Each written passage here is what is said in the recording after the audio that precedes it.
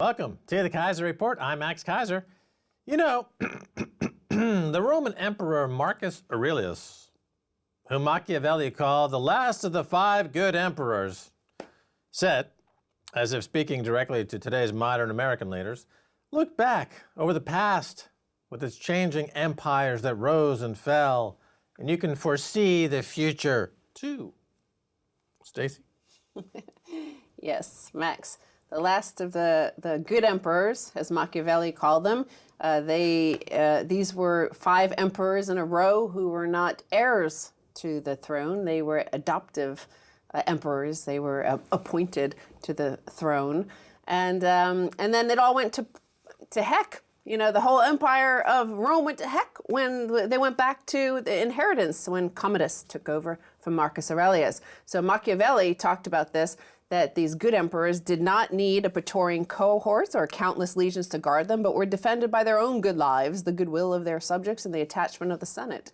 And the reason why I want to look at empires is because there's been a big story in the news recently where Colonel Wilkerson, who was the former chief of staff to Colin Powell, he talked about how all the signs are there that the U.S. empire is collapsing just like the Roman one before it. And for me, when I look at the world, I see that it's the debt that the U.S. empire has basically, that's how they control the world, through debt. And we have these heirs to these old debts that keep on being rolled over for the past 40 years that have kind of corrupted the empire in a way that has turned it into this, depraved empire, just like what, Rome did happen to them. I am Maximus! You are. The story of a general who became a slave who became a gladiator, and a gladiator who became the presenter of this show, Keiser Report. I am Maximus. Well, first I want you to take a look at this U.S. long-term interest rate chart. Oh, yeah, I'm sorry. I was in a... This goes back to 1871. Oh, yes. And I think it's like, especially during this period where you see the equivalent of the beginning of the fall of Rome. This is the beginning of the fall of the U.S. empire, where they kept on rolling over all of the bad debts, and the debt became more and more hoax-like or bogus and depraved the more it was rolled over. And all of that rolling over of debt for the past 30, 40 years has also, it's the financial engineering that was allowed because of this being an ability to roll over the debt at ever cheaper rates. But that is ending. What about all the decadence? Well, it is the decadent bread and debt. circuses. Yeah. Well, that has only happened in the U.S., like the cable news channels. Those only happened. Naked shots of Justin Bieber. Yes. Vomiting on the street. Vomitoriums. All of this stuff. Well, they don't even have vomitoriums. They just call it a sidewalk or a pavement here. And the headline reads, Wrath of Financial Engineering. It's now eating into earnings. And no empire could, of course, exist without earnings, without growth. And companies with investment-grade credit ratings, the cream of the crop, high-grade corporate borrowers, have gorged on borrowed money at super low interest rates over the past few years as monetary policies put investors into trance. And interest on that mountain of debt, which grew another 4% in the second quarter, is now eating their earnings like never before. So according to JP Morgan, these companies have incurred $119 billion in interest payments over the past 12 months through the second quarter, the most ever. $119 billion just on interest, even at these ultra-low interest rates. Well, you know, our buddy Bill Bonner wrote that book, Empire of Debt. Yeah. And it was actually a fantastic book. You should pick it up, Empire of Debt, Bill Bonner. And it goes through the history of empires and the economics of empires. And his point is that America is an empire of debt, that the American empire's influence around the world is brought about by indebting countries around the world and then forcing them to pay interest on that debt, backed up by the Pentagon. So it's not an empire of land and material as we've seen in the past empires, like the Roman Empire, but it's a debt of financial engineering. But that financial engineering doesn't require soldiers, it doesn't require weaponry so much as it requires cheap interest rates, engineered by the architects of the American Empire, the Federal Reserve Bank, and its current capo di capo, Janet Yellen. But at some point, you have diminishing returns. You cannot even service debt that's rolling over at 0.00001%. Yeah. Just like the Roman Empire, once it achieved a certain critical mass, it was impossible to keep the barbarians away. And this is where the American empire is currently at. We've reached peak debt or credit. Just like those good emperors didn't need Praetorian guards because the goodwill of the people was on their side. The same thing with this debt is the goodwill of the debtors is no longer on their side. Well, at the same time, the denarius, I think it was called, the coinage of the Roman Empire, they went through something famously called coin clipping, where the coins were clipped. Now, how is that different than negative interest rates? So they were relying on the goodwill of the people, and here we have debt that has relied on the goodwill of the debtors who have been willingly paying over and over, but now they have to go to negative interest rates, i.e. steal from somebody in order to pay those. You're having to see more and more violence in the market. You're seeing more and more violent sort of agreements like TTIP and TPP, and that's what I was trying to say is related to the last of the good emperors. It's the consent of the people. There is no more consent in the market to pay off those bad debts. And then, so going back to this article about eating the earnings of these good companies, the few good companies still rated good in the US. And they say that high-grade borrowers can always borrow as long as they remain high-grade. And for years, they were on the gravy train riding toward ever lower interest rates. They could replace older, higher interest debt with new, lower interest debt. But now the bonanza is ending. According to Bloomberg, as recently as 2012, companies were refinancing at interest rates that were 0.83 percentage points cheaper than the rates at which their debt they were replacing. JP Morgan analysts said that gap narrowed to 0.26% last year, even without a rise in interest rates, because the average coupon on newly issued debt increased. So the heirs to the old debt are becoming less and less fruitful and bountiful and progressive for the economy. Right, well, what was the technology of the Romans that allowed them to expand their technology? The straight roads. The roads. They built these fabulous roads across their empire, which incidentally was the technology to spread early Christianity. And we have the technology of financial engineering that has reached its end game in a lot of ways. And the same roads that barbarians used to march into Rome and take it over are now being used by the financial terrorists, like the big four banks here in the UK, to corrupt the system using derivatives, the financial weapons of terrorism of our day, to unsettle the polis, the political forum, the democratic process, to engage in financial anarchy. Back in the U.S., this financial engineering, which is the heart of the power of their empire, the paving the way to ever lower interest rates, and you can we're seeing the failure of financial engineering remarkably in the news of Walmart, the largest private corporation, private employer in America. And here you see the failure of Walmart because you saw the shares plunge 10% last week. They're down 34% on the year. The chilling thing Walmart said about financial engineering, and what they said is that basically financial engineering no longer works. And that's a problem for the financial engineers are the equivalent of the Roman Empire, the engineers of the roads, the builders of the roads, because they announced $20 billion in new share buybacks. They've had $36 billion over the past 4 years, and this has kept the stock price up. The stock price is up 75%. It's a Potemkin village. Walmart shares are up 75% since 2011, despite their earnings declining every year, 3.5% in the past year, over the past 3 fiscal years. That's correct. Now, Walmart's a very interesting story because, it's one of the biggest employers in America. It's either one or two. When you look at the American military, it's either one of those places. And they've been making money not only by buying their own stock, borrowing money at cheap rates. A lot of these companies this is what we're talking about, the financial engineering is no longer working. Right, and then they've also been squeezing their suppliers. Yeah. So the suppliers have been forced down. So those people are experiencing economic degradation and oppression. The Walmart shareholders have been temporarily kept aloft using buybacks, financial engineering. But this is clearly a huge corporation in America that's similarly, I don't know if you're going to cover it or not, but McDonald's is also facing severe problems. Its franchisees are in revolt. Yeah, but that's because of the who their customers and who they rely on.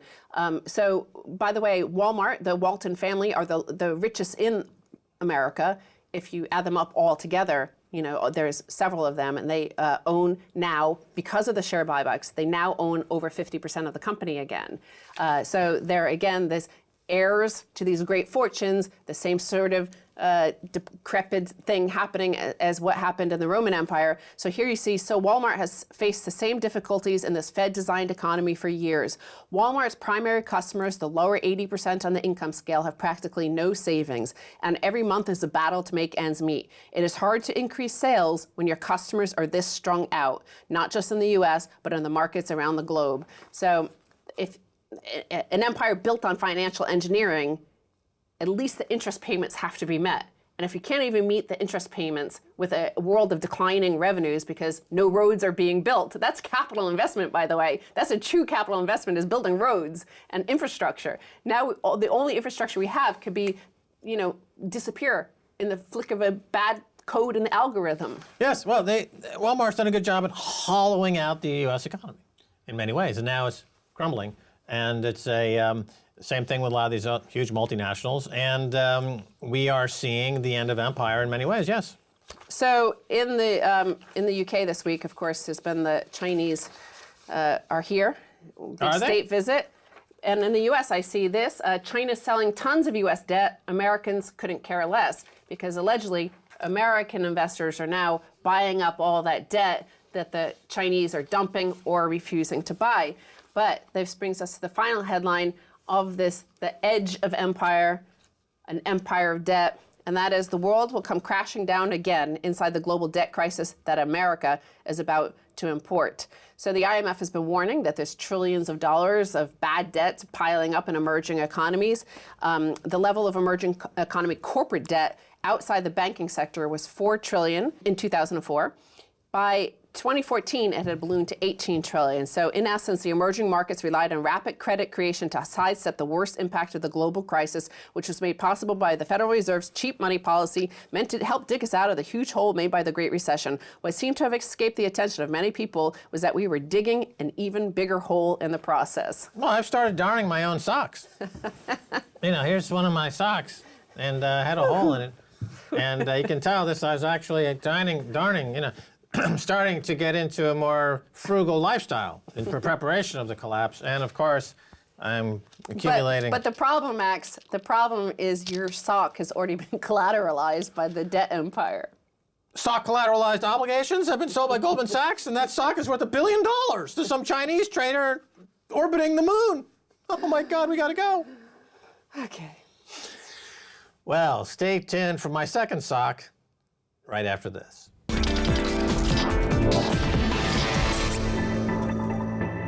Welcome back to the Keiser Report. I'm Max Keiser. Time now to go to South Carolina and speak with Dmitry Orlov of cluborlov.blogspot.com. Dmitry, welcome back to the Keiser Report. Great to be on your show, Max. All right, Dmitry, Colonel Wilkerson, who was Colin Powell's chief of staff, he seems to be agreeing with what you've been saying now for a few years. The American empire is crumbling. Tell us more of the signs. Well, he agrees with me. I think I said it before he said it, so I think it's him agreeing with me. And as I've told people before, when you start hearing my point of view reflected in by authoritative insiders like Wilkerson, grab your duffel bag and full of spam and ammo and head for the hills. So I guess that moment has arrived now. Yeah, Not well, sure of what course, to make you of it. wrote a few years ago a great essay called The Collapse Gap, which was widely circulated all over the world, talking about how really the fall of the Soviet Empire in 1989 was really, there would be a staggering effect between the fall of these two empires that were in many ways coterminous, that they were both destined to collapse, that the U.S. Is now engaging in its collapse. And I believe you made the comparison and said, well, the Soviet Union was like falling out of a one-story window, whereas the U.S. is now, due to all the debt, et cetera, is falling out of a 20-story window. Is that still the case? Yes, it's absolutely the case. And, the Soviet Union, the Soviet debt was paid off by Russia. It took a decade, but they did it. there is absolutely no chance that the debt that's been accumulated by the American empire will ever be repaid. They will default on it. So that's a big difference. But an even bigger difference is that the Russian population, the Soviet population, was pretty well prepared for collapse because they were living with a system that didn't function very well. Whereas, the Americans, they're used to just-in-time delivery, that they can get anything they want just by swiping a credit card. So when all of that falls away, they will be pretty much left helpless and destitute. Right, and we see some interesting signs today of the American empire seemingly losing a lot of its international cachet in these new theaters of conflict. But before I get into that, now you write that the U.S. empire is sillier than those that came before it. So interesting word choice there. Go into this aspect that it is sillier. Well, it really it looks like comedy, like General Lloyd J. Austin III testifying before the Senate that they spent $500 million or so training a bunch of moderate Syrian terrorists, and that all but 5 of them got abducted and got their weapons taken away by various less moderate terrorists. I mean, that's so humorous. And even John McCain, right there at the meeting said that this is a joke, and it is very much a joke. So when you have comedy erupting in the halls of power like that, then that's pretty silly, isn't it? Right. So just to reiterate your point earlier, when we get reports out these days about the Russian economy is contracting or consumer are spending less, it's good to keep in mind that Russia has virtually no debt. So it's a storm that they are better prepared to weather versus the U.S., which is an empire of debt. And to continue on this theme, talk a little bit about the debt and the trade deals that have been erected to maintain this American empire, which is an empire of debt, I think, as Bill Bonner, another great author, once put it. But can you speak a little bit about that? Well, yes, from the point of view of how Russia is positioned, they have debt, but it's privately held by various Russian companies that they borrowed it from Western banks because the interest rates in the West were cheaper than in Russia. And now that gives Russia an incredible weapon.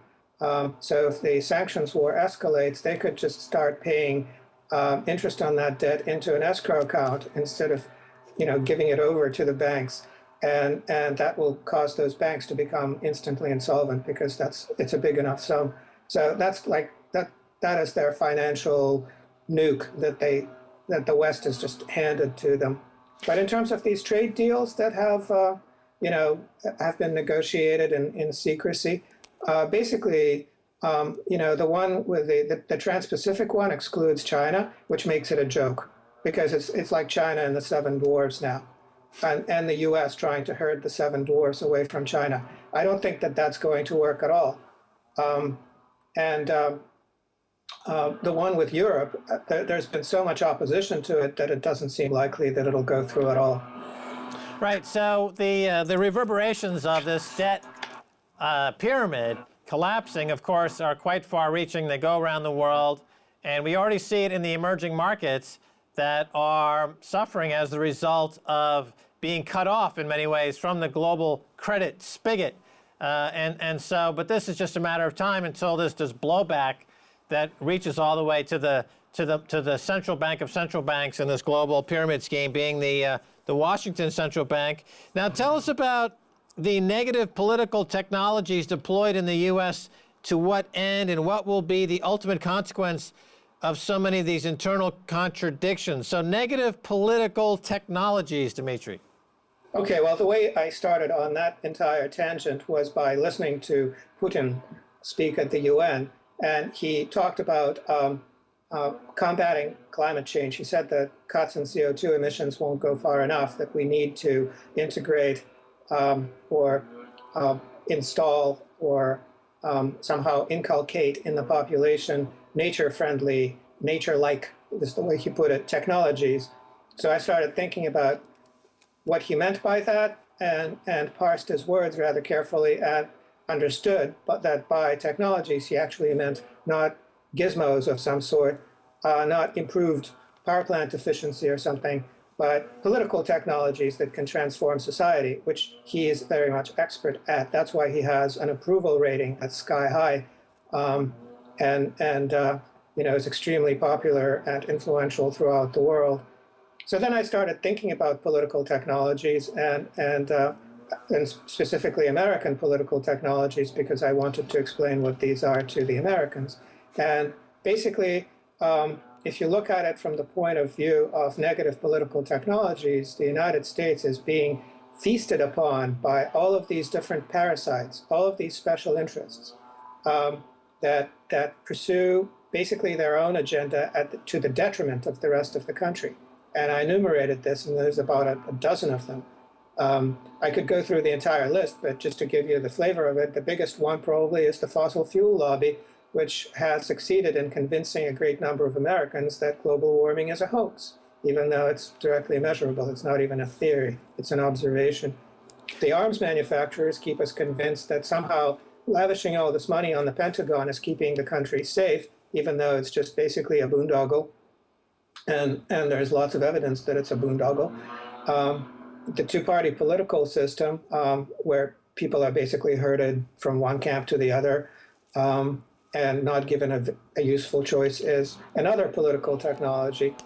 Okay, so I get this. I get this idea. Now, what your point is that when Vladimir Putin brings up a phrase like this or coins a phrase like this, it behooves those who are listening to take note, because as you point out, he kind of coined this phrase a few years ago of sovereign democracy, which now we know what that means. The Russian Federation feels like they've got a sovereignty to defend against anybody who's trying to make inroads into their sovereignty. And since he first started talking about that, we now have a lot of conflicts immediately surrounding that area.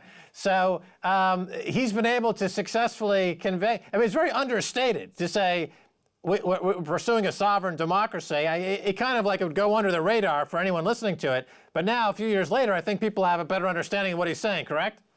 Yes, and people around the world are understanding what it means, because what it means is that you cannot judge other foreign, sovereign nations. You have to judge them, if you do, by their own standards, whether they're obeying their own laws.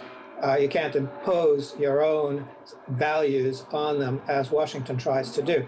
And countries around the world, it really resonates with them, and they're very happy with that message and willing to follow along.